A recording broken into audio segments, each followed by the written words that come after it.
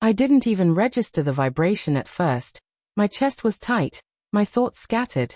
The phone buzzed again on the kitchen counter, vibrating against the wood like an alarm I couldn't ignore. I glanced down.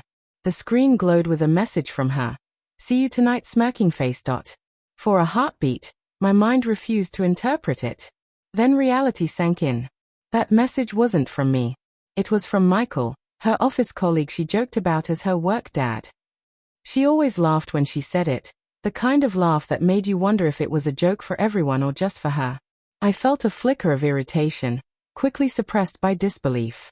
I typed back with a teasing smirk of my own, looking forward to its smiling face with sunglasses, and sent it before thinking.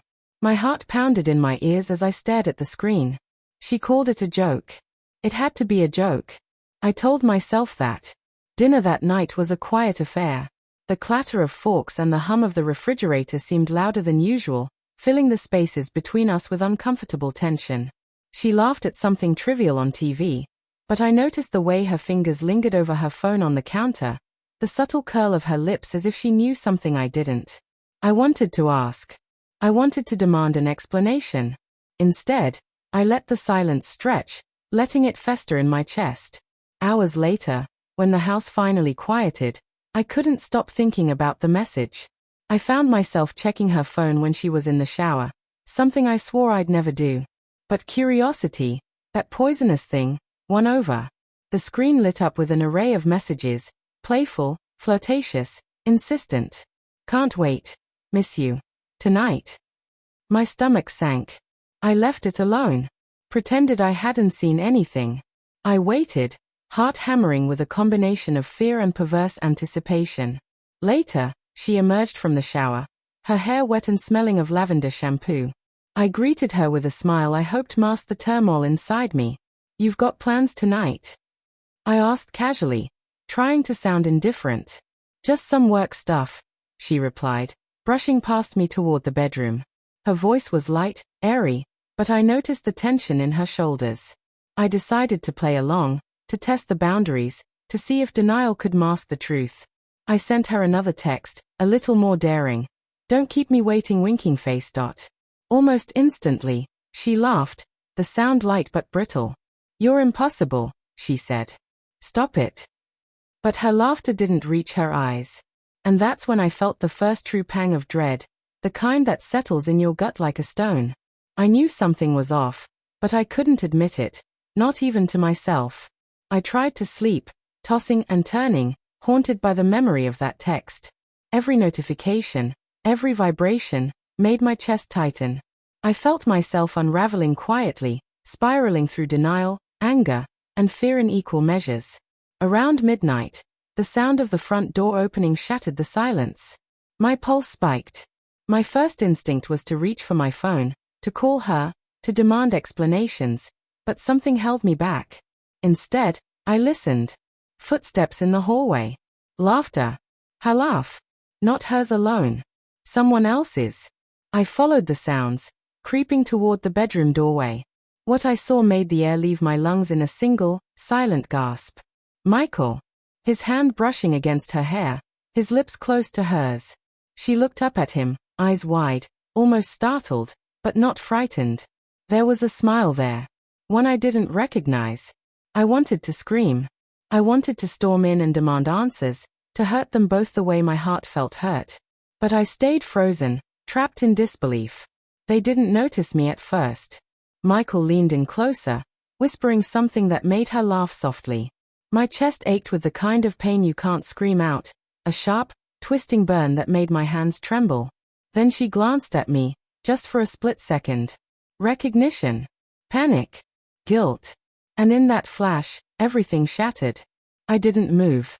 I didn't speak. The weight of betrayal pressed down like a physical force, and I realized how fragile everything had been, how easily love could turn into something so sharp and unforgiving. The minutes stretched, unbearable, as I watched the two people I had trusted the most weave a secret world without me. And then, just as suddenly, they parted. Michael slipped away toward the door, and she turned to me, eyes wide, searching for some excuse, some justification. "It's not what it looks like," she whispered. But it was exactly what it looked like. The laughter, the closeness, the hidden messages, they didn't lie. I wanted to argue, to plead, to demand that she see reason. But my voice caught in my throat. Instead, I stepped back. My chest heaving, tears blurring my vision, I whispered a single word. Why? Her silence was deafening. I left the room, my hands shaking, the floor cold under my bare feet.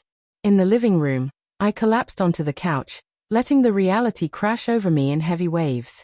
Each memory of our years together, shared laughter, whispered promises, quiet mornings, was tainted now, rearranged by the sharp truth of her betrayal.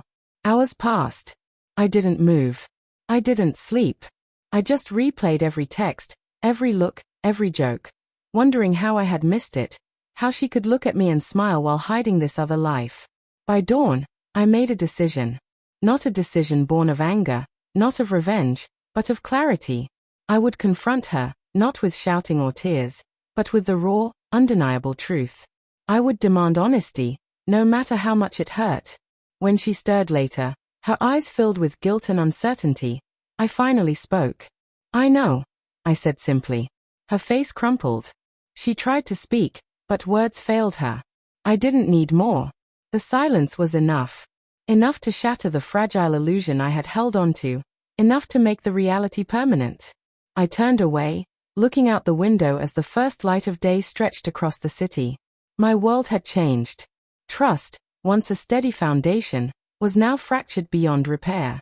The love I had felt still lingered, but it was marred by betrayal, sharpened by deception. And in that quiet, sunlit room, I realized the most painful truth of all. Sometimes love isn't enough. Sometimes it's the betrayal that defines the rest of your life. I didn't know what came next. Forgiveness? Separation? Revenge? None of it mattered yet. All I knew was that my world had been irrevocably altered in a single, devastating night. And there was no going back. The phone buzzed again on the counter. I didn't look at it. I didn't need to. I already knew what it would say.